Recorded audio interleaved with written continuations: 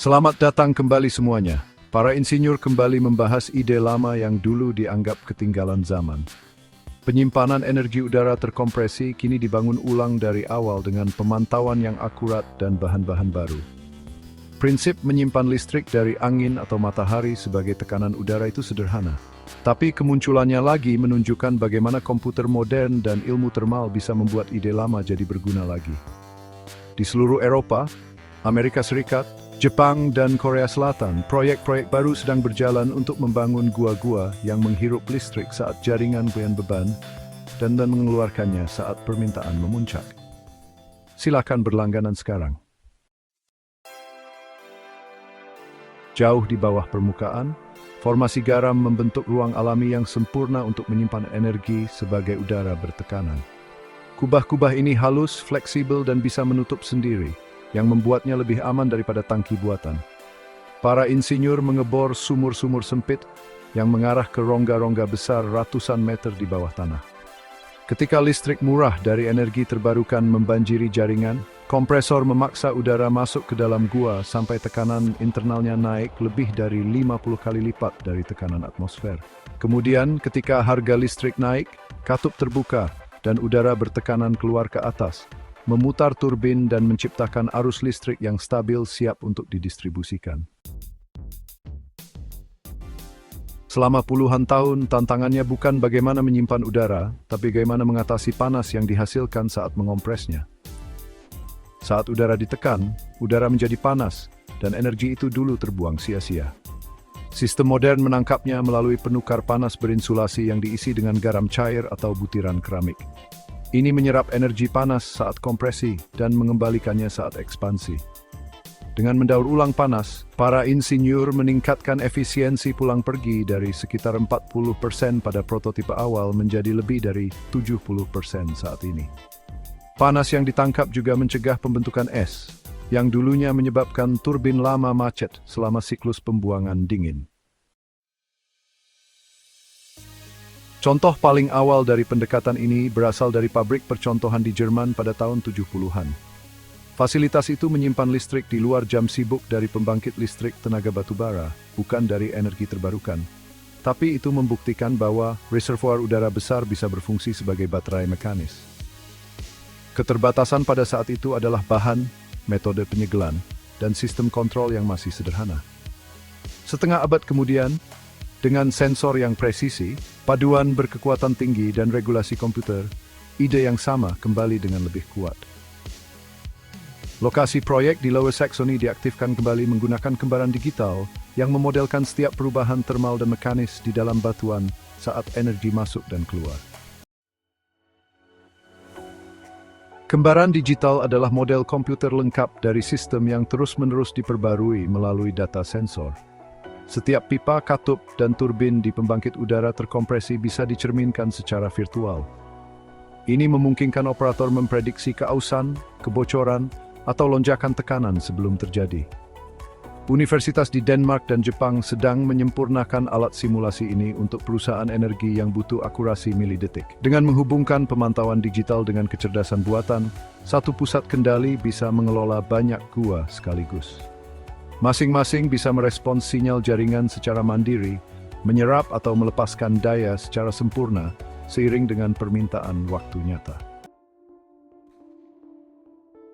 Salah satu alasan utama minat baru ini adalah skalanya.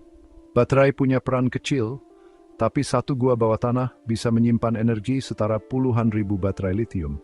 Sebuah formasi sebesar gedung perkantoran bisa menyimpan ratusan megawatt jam listrik selama beberapa hari.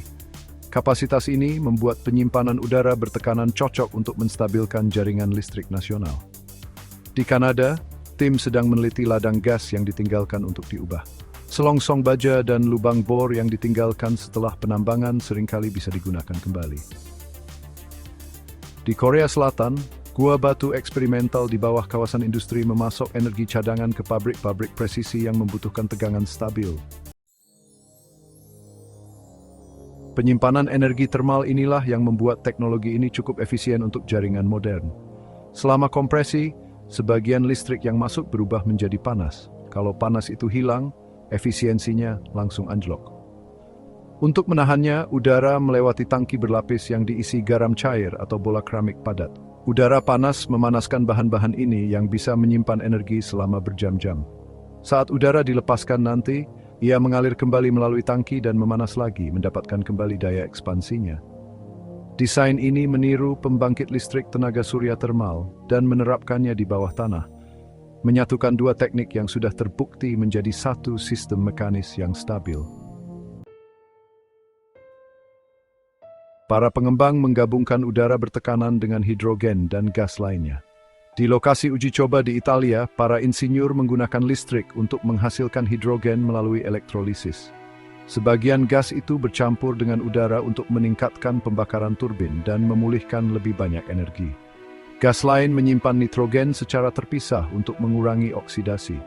Dengan menyesuaikan campuran gas, kinerja dapat disesuaikan dengan geologi tertentu. Perpaduan penyimpanan mekanis dan kimiawi mengisyaratkan masa depan di mana sistem bekerja sama, saling melengkapi keterbatasan satu sama lain. Model ekonomi menunjukkan harapan dengan masa pakai yang panjang menyebarkan biaya selama beberapa dekade. Berbeda dengan baterai, penyimpanan udara bertekanan tidak menurun seiring siklus. Para analis memperkirakan total masa pakai operasional lebih dari 50 tahun. Penyimpanan jangka panjang membawa nilai jangka panjang. Masalah kebisingan dan penggunaan lahan relatif kecil karena sebagian besar aktivitas terjadi di bawah tanah. Di permukaan, pembangkit udara bertekanan hanya membutuhkan sedikit ruang, tidak lebih besar dari gudang. Bangunan kompresor bisa diredam suaranya dengan mudah. Udara itu sendiri bersih dan tidak mudah terbakar, jadi tidak perlu zona keamanan khusus. Operator sering menempatkan fasilitas di area industri yang sudah ada, di mana jalur transmisi sudah tersedia. Jejak visualnya sangat kecil, membuat bentuk penyimpanan ini lebih mudah disetujui secara politis. Penduduk di dekat proyek percontohan di Jerman dan Prancis melaporkan tidak ada getaran atau kebisingan yang terukur di luar batas pabrik. Rutinitas pemeliharaan mengikuti pola yang dapat diprediksi. Operator melakukan pemeriksaan harian pada bantalan turbin dan sirkuit kontrol. Robot pemeriksa memeriksa dinding gua setiap beberapa tahun menggunakan pemindai laser.